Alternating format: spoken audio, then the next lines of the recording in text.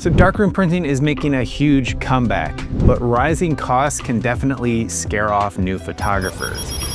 But here's the truth, you're probably wasting money on things you don't even need. So today I'm gonna show you 5 practical darkroom hacks that are gonna absolutely stretch your budget without sacrificing the quality of your prints. And by the end of this video, you'll know exactly where to cut costs, where to invest, and how to keep printing for years without draining your bank account. Okay, so the first thing you need to start doing is planning out your prints better. So one of the fastest ways to save money in the darkroom isn't about finding cheaper gear or paper, it's about getting more out of what you already have. So if you just dive straight into printing an 11x14 or 16x20 without testing or having a plan of action on how to get a final print, you're gonna just waste a lot of money, especially if you're not very experienced at printing in the first place. Instead, start every print with a smaller proof print or test strip and use those to dial in your exposure and contrast before committing to a full larger print. Keep a simple print log with your settings, your enlarger height, aperture, filter,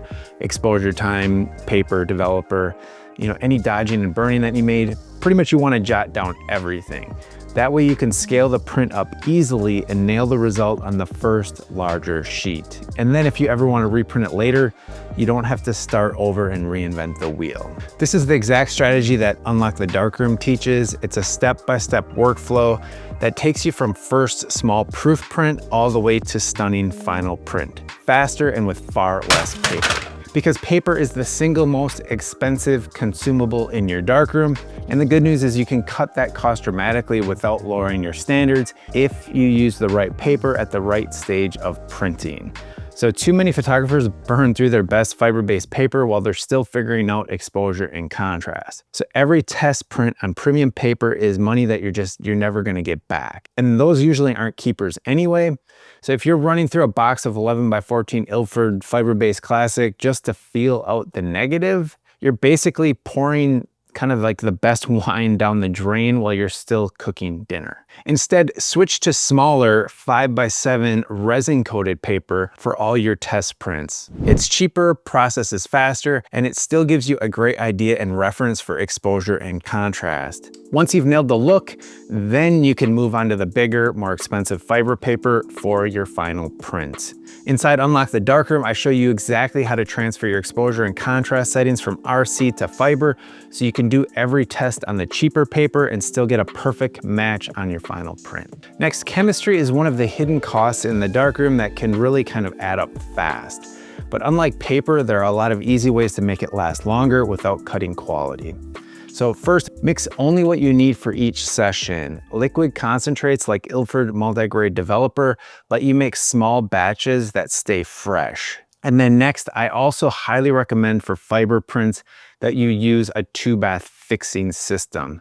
This will essentially double your fixture life while also improving the archival quality. Then if you're using toners like selenium, replenish them instead of tossing.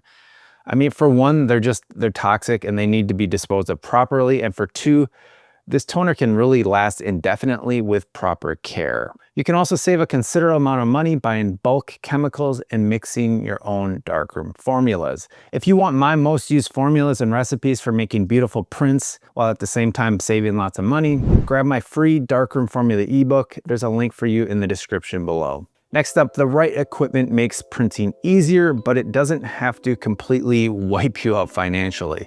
You can get professional results without spending just tons of money on this stuff, especially if you know where to look and what to avoid.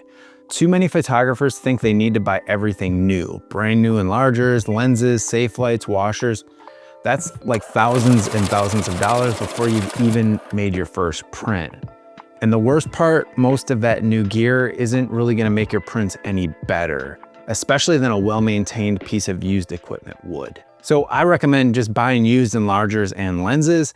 The secondhand market is still full of gear that once sold for thousands of dollars, now going for pennies on the dollar. Also, do-it-yourself tools like cardboard dodging tools and burning tools Homemade print washers or LED safe lights really do work just as well as store-bought versions. And with a little bit of creativity, you can save hundreds. That's more money you can put into paper, into more film, and an education that will help improve your craft. So one of the cheapest ways to improve your prints is also one of the most overlooked.